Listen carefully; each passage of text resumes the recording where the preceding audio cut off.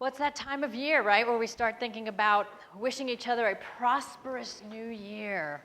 You might write a card, or you might have someone write it at the end of an email. You know, happy holidays, may you have a prosperous new year. I'm about a month ahead of time, but don't you feel it coming? So let's start it off right here. You don't have to get up, but some of those people you did namaste with, wish them a prosperous new year. Come on. I wish you prosperity. Have a prosperous new year.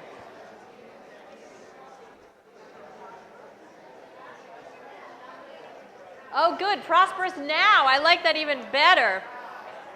So, no waiting. Prosperous now. How does that feel? How does that feel? Isn't prosperity kind of tingly? It's kind of tingly. But what is prosperity really? Is it just about money? No. So what? Riches in all of your life. Exactly. So prosperity is just a way of being. It's not so much a thing that we do. And I think when we come to the beginning of a new cycle, whether it's your birthday or it's a new year, or, you know, I get the Jewish New Year in there, another chance to clean the slate, or back to school time, whichever, you know, we have several times a year that we kind of clear the slate. And we put out, you know, goals. Like I'm going to be on the early show on January 1st if you're up early enough on January 1st. And I'm going to talk about those goals that we set. And you know what? That's a little bit of an outdated technology. Because what happens with our goals every year? We start them and we don't do them. So the research shows that 23% of us give up on a resolution within 1 week. And 45% of us don't make it to the end of that first month.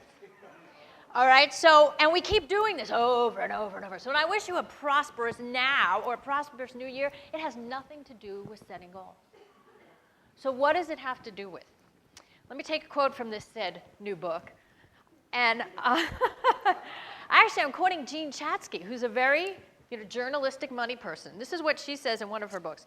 The difference between those that make money or have prosperity and those who don't is as much about doing, so there's your goals, as it is about believing.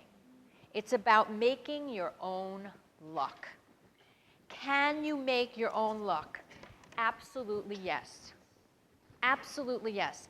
But how do you make your own luck? Oh, now the room's quiet. Tell us. I'm not there yet. I'm not going to tell you quite yet. I still want to talk about how we do it. Is that we have to have a prosperity plan. And again, this doesn't have numbers on it, a dollar amount, this prosperity plan. This prosperity plan doesn't necessarily have goals attached to it. But our plan has to be about who we're going to be. Not so much what we're going to do, but who we're going to be. And Tony, you set it up so beautifully today in your offering when you talked about the subconscious mind, the conscious mind, and the superconscious. Those sound like big terms, but they're pretty easy to understand. The subconscious is like the lead in your butt. It's the stuff that keeps you from going to the gym when you know you should go to the gym. That's the lead in your butt. That's the subconscious. Because think about it. We all know how to get thinner every year, don't we? What do? You eat less and you exercise. Very good. We all know how to do better with our money. Spend less. Make. Oh, you're brilliant. So we all know how. But the difference is that our subconscious mind, whether it's programming or we watch too much TV, and lately all the news is like, the world's going down the potty hole. And if you start believing it, your subconscious is like so in that party boat. Oh, your subconscious is all over that party boat of how this ship is going down. Now, your conscious mind is the one you do affirmations with, right? I am prosperous. I am prosperous. I am. And there's truth to that, but here's the trick with affirmations. You have to believe them. And so what happens is we set something as an affirmation that's not really yet in our consciousness. We want that. But that gap between the thing that we want and the thing we vibrate, the subconscious mind gets in there. Lead in your butt. So where we need to connect is even beyond the conscious to what Tony was saying, the superconscious. What's the superconscious? I see it as like the Milky Way. It's just this stream of energy going all the time that we need to be like, wait, don't leave, I'm coming, right?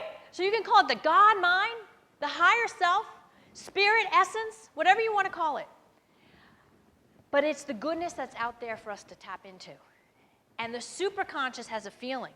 You just felt it when everyone wished you a happy, prosperous new year. Now, I want it to cement in your body. So would you do me a favor and just stand up for a moment? I want you to feel this because you can have this. As soon as you remind yourself, you can have this. All right. So Joel didn't tell you that I was an actress in my first career. So I still have some acting exercises up my sleeve. So here's one.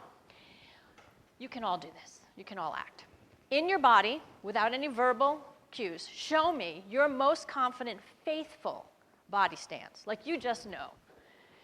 Everything works for me.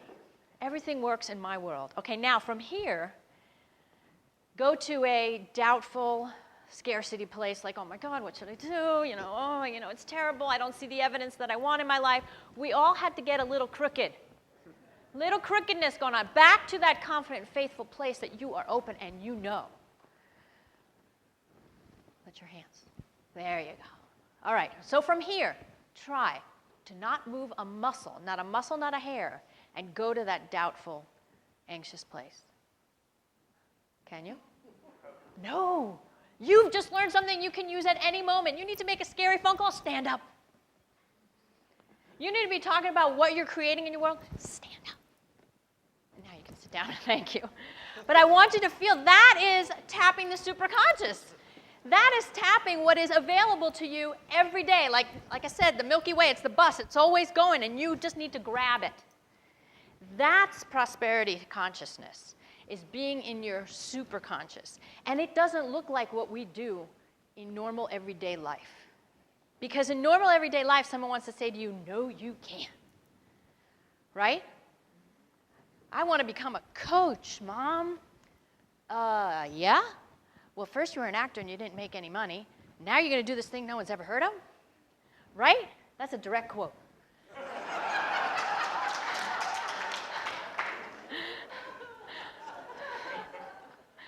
I think I've forgiven her. I guess I still have to work on it.